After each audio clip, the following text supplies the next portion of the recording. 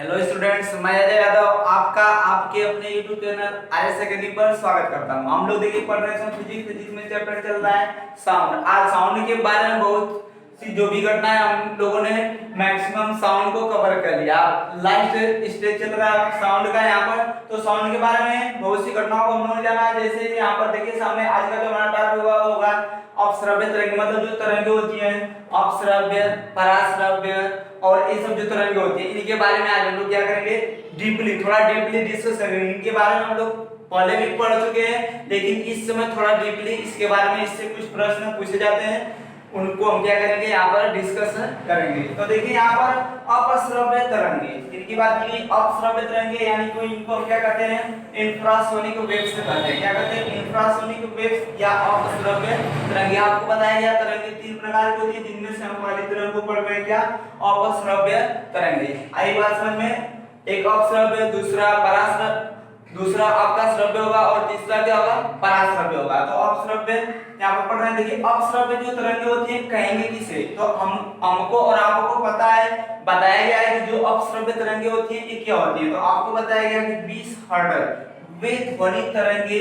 जिनकी आवृत्ति, वे ध्वनि तरंगे जिनकी आवृत्ति 20 हर्ट्ज से कम होती है। क्या होती है, 20 हर्ट्ज से कम होती है, उन्हें हम क्या कहते हैं, अपश्रव्य तरंगे कहते हैं। क्या कहते हैं, अपश्रव्य तरंगे कहते हैं। ध्वनि वे ध्वनि तरंगे जिनकी आवृत्ति, जिनकी फ्रीक्वेंसी 20 हर्ट्ज से कम होती है, क्या कहते हैं, हम अपश्रव्य तरंगे कहते हैं। आई बात समझ में। और अपश्रव्य तरंगों को हम सुन नहीं सकते।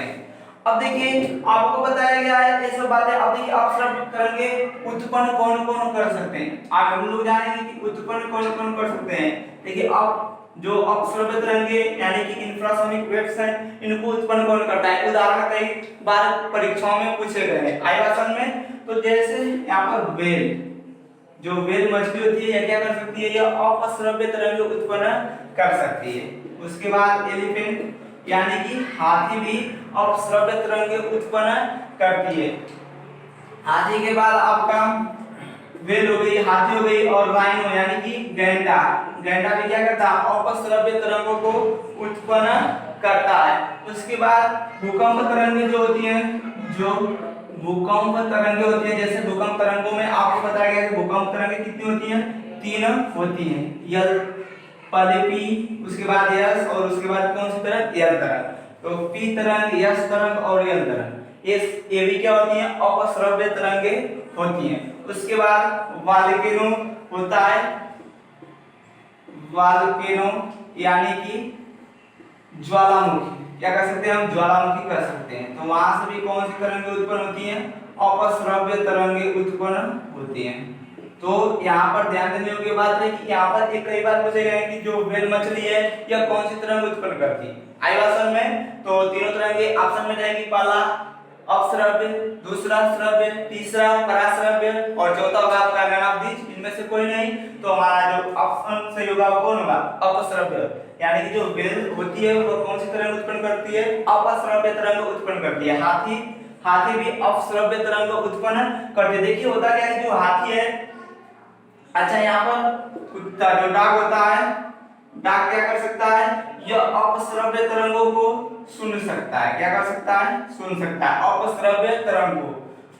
और देखिए यह अपश्रव्य और पराश्रव्य, एक आपका आएगा पराश्रव्य। तो अपश्रव्य और पराश्रव्य दोनों को कौन सुन सकता है, कुत्ता यानी कि डाग सुन सकता है, अपश्रव्य और पराश्रव्य। और वैसे यहाँ पर होता है, ये लोग जो हाथी होती है, यह भी क्या करती है, यह भी अपश्रव्य तरंगों का प्रयोग करती है सुनने के लिए। क्या करने के लिए, सुनने के लिए उत्पन्न भी करती है, लेकिन यह क्या करती है, सुनने के लिए अपश्रव्य तरंगों का प्रयोग भी करती है, यानी कि अपश्रव्य तरंगों को यह सुन भी सकती है। जैसे देखिए होता क्या है कि जब भी हाथियों का झुंड आपस में बिछड़ जाता है, जो हाथी होती है इनका जो झुंड होता है वो अगर आपस में बिछड़ जाता है, क्या होता है, अगर आपस में बिछड़ जाता है, तो जो हाथी होती है ना, जो हमारी हाथी होती है यानी कि एलिफेंट होती है, वह कई किलोमीटर तक अपनी आवाज को भेज सकती है। और किस माध्यम से, उन तरंगों को हम क्या कहेंगे, अपश्रव्य तरंगों के माध्यम से क्या कर सकती है, अपनी जो आवाज है उसको कई किलोमीटर तक भेज सकती है, और जो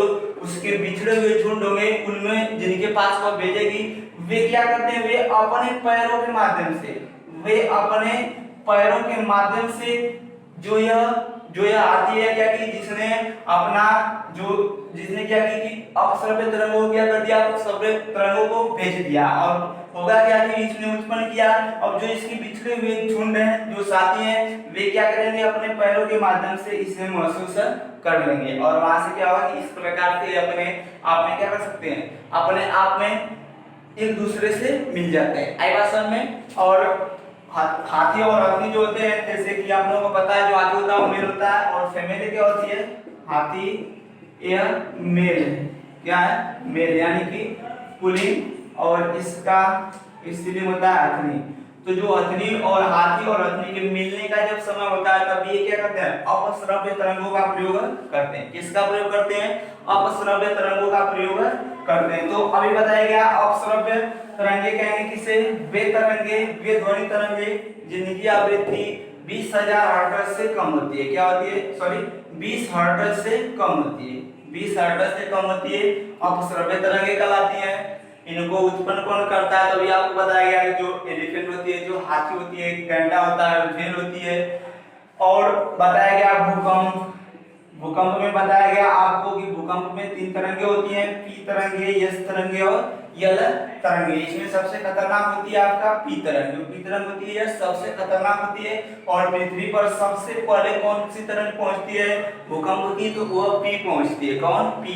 और जो पी होती है यह ठोस और द्रव दोनों में गति करती है। कहां पर, ठोस व द्रव दोनों में गति करती है। और जो यस तरंग होती है ये केवल ठोस में क्या करती है, केवल ठोस में गमन करती है। तो यहाँ पर बस इस बात को समझिए कि जो भूकंप तरंगे होती हैं क्या होती है, अपश्रव्य तरंगे होती हैं। आई बात समझ में। और जो हाथी होते हैं ये सब क्या करते हैं, अब अगर कोई हाथी अपने झुंड से अगर बिछड़ जाता है तब भी वो क्या करता है कि अपश्रव्य तरंगों का प्रयोग करके आपस में एक दूसरे से मिल जाते हैं। इस प्रकार से क्या होता है कि जो भी बिछड़े हुए साथी होते हैं वे आपस में एक दूसरे से मिल जाते हैं।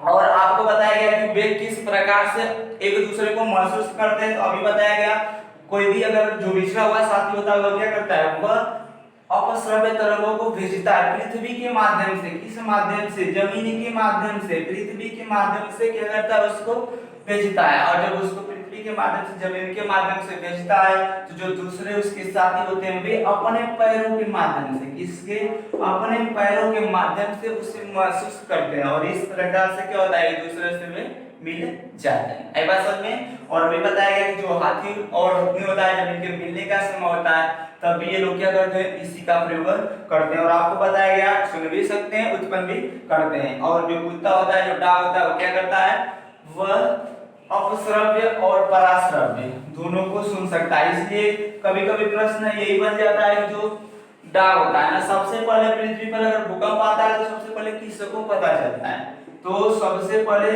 डाग को पता चलता है, यानी कुत्ते को सबसे पहले पता चलता है कि क्या होता है, कोई हलचल हो रही हो। क्यों, क्योंकि अपश्रव्य तरंगों को सुन सकता है। अभी आपको बताया भूकंप तरंगे क्या होती हैं, अपश्रव्य होती हैं। पी, यस और एल ये तीनों भूकंप तरंगे होती हैं, और ये तीनों ये क्या होती हैं, अपश्रव्य तरंगे होती हैं। और पी सबसे पहले पृथ्वी पर आती है। तो जो यहाँ से प्रश्न पूछा जाता है कि सब जो पृथ्वी पर सबसे पहले भूकंप को कौन महसूस करता है, तो कौन महसूस करता है, कुत्ता। आई बात समझ में। तो आशा है ये बातें आप लोगों को समझ में आई होगी। तो अपश्रव्य तरंगे वे तरंगे होती हैं जिनकी आवृत्ति 20 हर्ट्ज से कम होती है।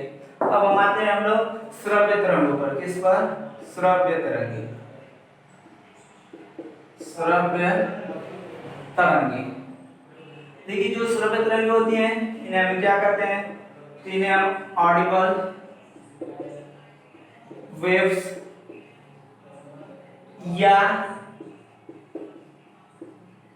सोनिक वेव्स कहते हैं। आवासन में तो इनको श्रव्य तरंगों को हम लोग क्या कहते हैं, ऑडिबल वेव्स या सोनिक वेव्स कहते हैं। अब देखिए जो श्रव्य तरंगे होती हैं ये किन्हें कहेंगे, श्रव्य तरंगे क्या होती हैं, तो जब या ऐसे भी कहेंगे वे ध्वनि तरंगे, वे ध्वनि तरंगे जिनकी आवृत्ति 20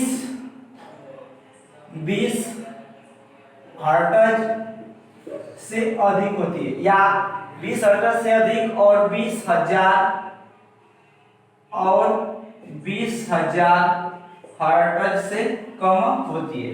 20 हर्ट्ज से अधिक होगी और 20,000 हर्ट्ज से कम, यानी कि इन दोनों के बीच में होगी। तो वे ध्वनि तरंगे जो 20 हर्ट्ज से 20,000 हर्ट्ज के बीच होती हैं उन्हें हम क्या कहते हैं? श्रव्य तरंगे कहते हैं। उन्हें हम क्या कहते हैं? श्रव्य तरंगे कहते हैं। और उन्हें हम क्या कर सकते हैं? सुन सकते हैं। आई बात समझ में? देखिए कई बार इसी को जैसे आपसे पूछा, कई बार प्रश्न ये बन चुका है कि देखिए अभी यहीं से कई प्रश्न कई बार बन चुका है कि जो श्रव्यता की सीमा होती है वो क्या होती है?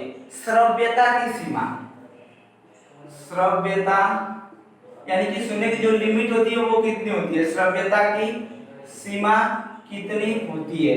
तो अगर मिनिमम की बात करेगा, मतलब कम से कम की बात करेगा, तो क्या होगा आपका? 20 हर्ट्ज। हमें सुनने के लिए कितनी 20 हर्ट्ज की आवश्यकता होती है, और अधिकतम कितनी? 20,000 हर्ट्ज। उससे अधिक हम सुनना नहीं पाएंगे। तो श्रव्यता की सीमा क्या होती है? तो जो श्रव्यता की सीमा होती है वो 20 हर्ट्ज से 20,000 हर्ट्ज तक होती है। आई बात समझ में? और श्रव्यता की न्यूनतम सीमा 20 हर्ट्ज और मैक्सिमम जो उसकी सीमा होती है वो क्या होती है? 20,000 हर्ट्ज होती है। और देखिए कई बार ऐसा भी प्रश्न पूछ चुका है कि मनुष्य, निम्न में से मनुष्य किस ध्वनि को, किस आवृत्ति की ध्वनि को सुन सकता है? मनुष्य किस आवृत्ति की ध्वनि को सुन सकता है? तो 20 हर्ट्ज से कम, ऐसे 20 हर्ट्ज से कम, 20,000 हर्ट्ज से अधिक, या ऐसे भी रहेगा आपका 20 हर्ट्ज से 20,000 हर्ट्ज, और एक होगा आपका नन ऑफ दिस, मतलब इनमें से कोई नहीं।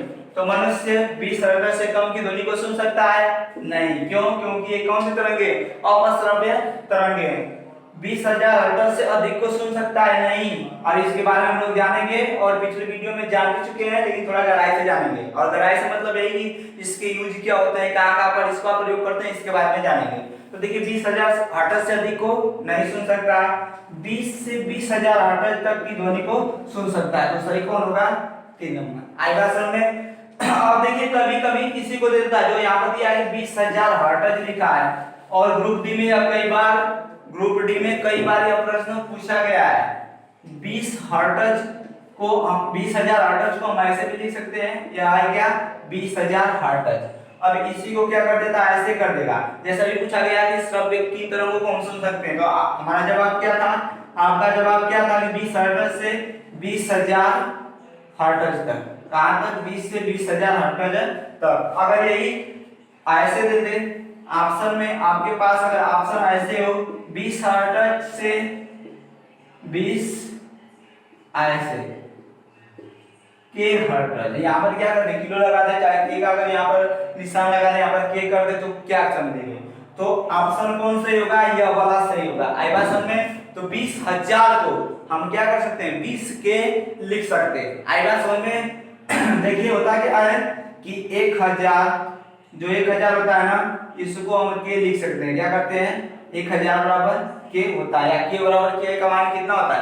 1000 होता है। तो यहाँ पर 20 हर्ट्ज जो कैसे लिख देगा? ऐसे लिख देगा। आई बात समझ में? और कई बार ये ग्रुप डी में ऐसे सिंपल पूछा गया, कई बार ऐसे ही पूछा गया। एक प्रश्न ऐसे ही था 9,000 ऐसे करके था कि 9,000 इनमें से है, 9,000 ऐसे दिया था आपका 9,000 इनमें से है। अब ऐसे दशमलव वगैरह लगाकर दिया था, और एक आपका था ऐसे 9K, क्या 9K ऐसे भी कर सकता है। 9K को हम लिख सकते हैं, 9K है, जैसे यहाँ पर कर दिया 9K।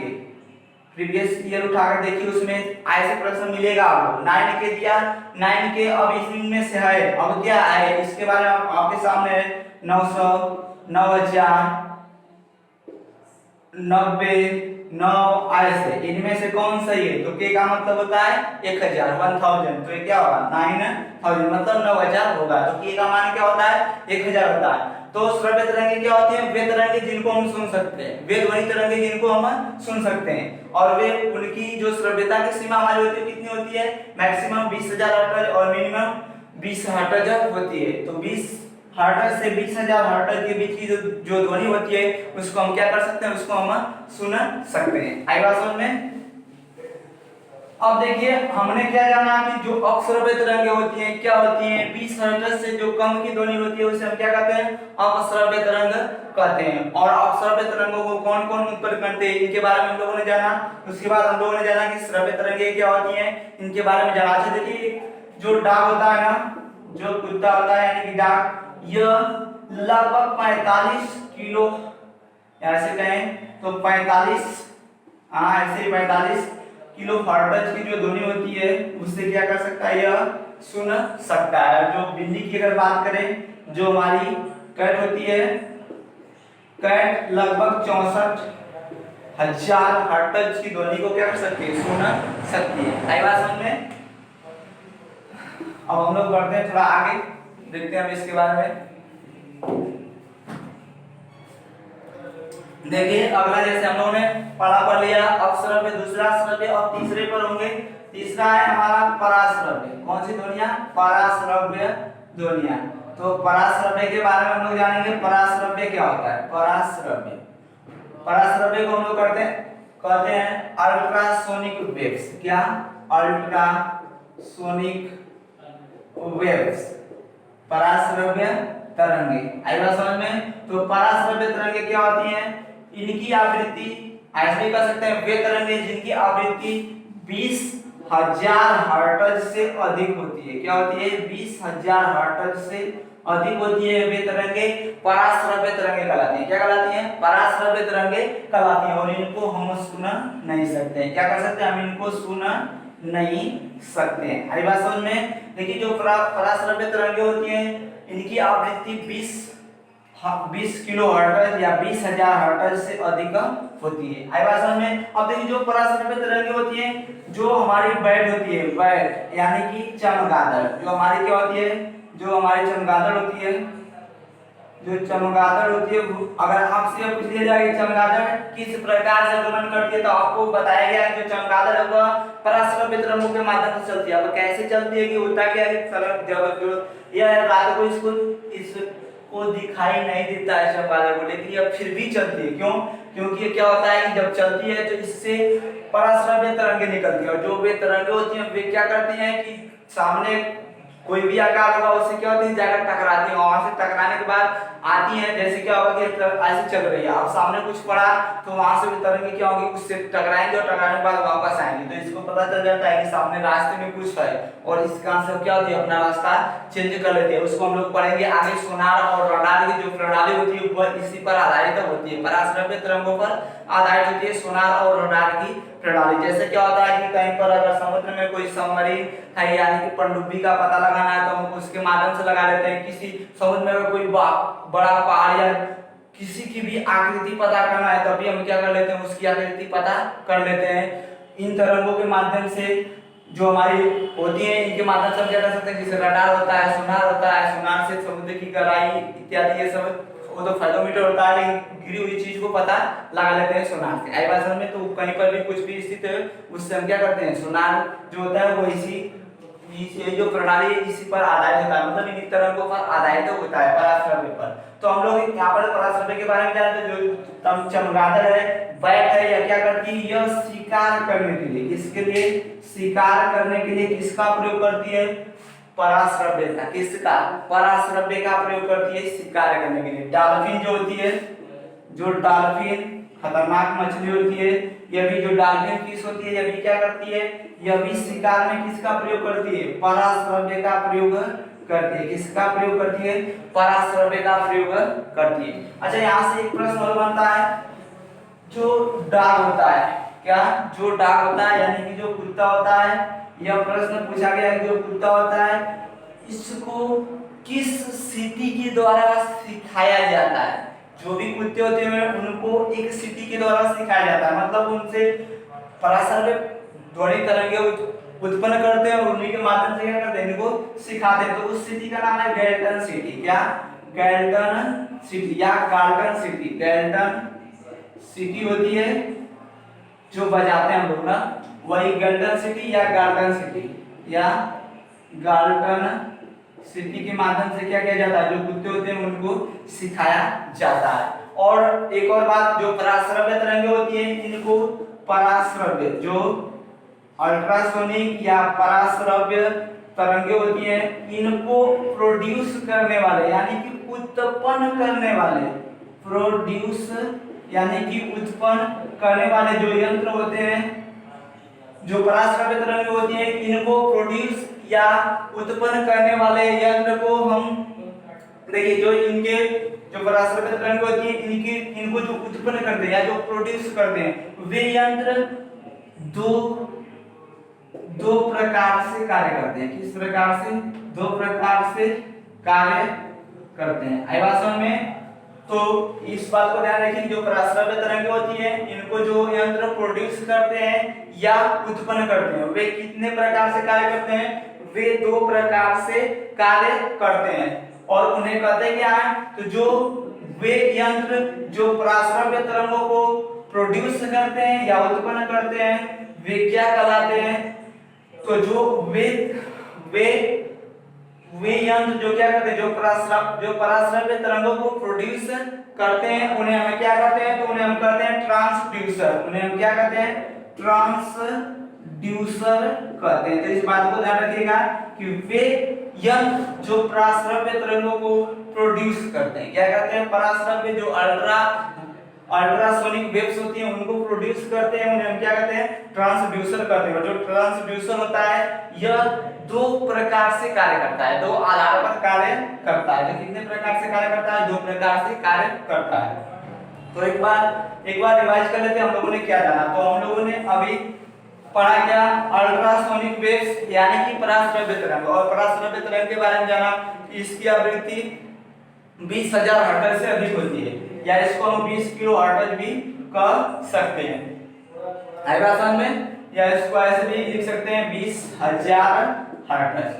और इससे क्या होती है? पराश्रव्य तरंगे वे तरंगे होती है जिनकी आवृत्ति 20,000 हर्ट्ज से अधिक होती है। और इनका प्रयोग कहां पर करते हैं? तो देखिए इनका प्रयोग आगे पढ़ेंगे हम लोग, लेकिन इनके बारे में बताया गया कि जो बैट होती है यानी जो चमगादड़ होती है अपने शिकार करने के लिए किसका प्रयोग करती है?